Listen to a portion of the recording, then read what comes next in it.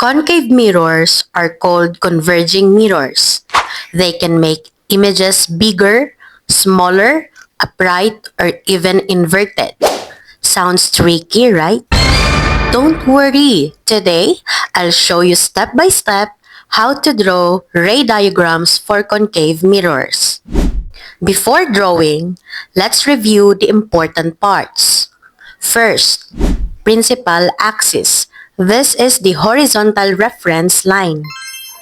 Number 2, optical center or the vertex.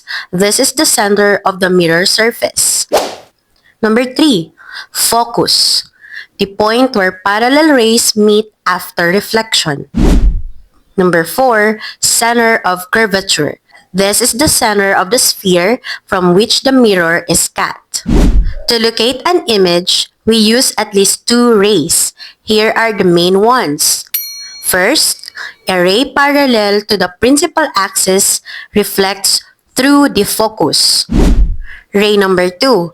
This is a ray passing through the focus, reflects parallel to the axis.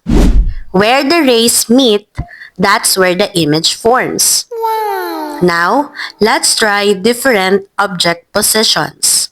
If the object is beyond C, the image is real, inverted, and smaller.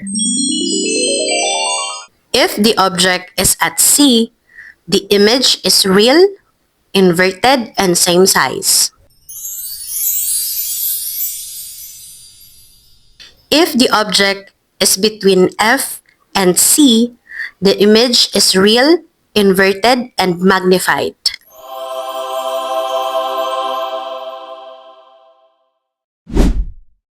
If the object is at F, the rays reflect parallel and never meet. The image is at infinity. And if the object is between F and the optical center, the image is virtual, upright, and magnified, just like a makeup mirror. So that's how to draw ray diagrams for a concave mirror. Just remember the rules of reflection and everything falls into place. Concave mirrors are used in makeup mirrors, headlights, and telescopes because they can magnify and focus light. If this video helped you understand concave mirrors better, don't forget to like, subscribe, and share this with your classmates.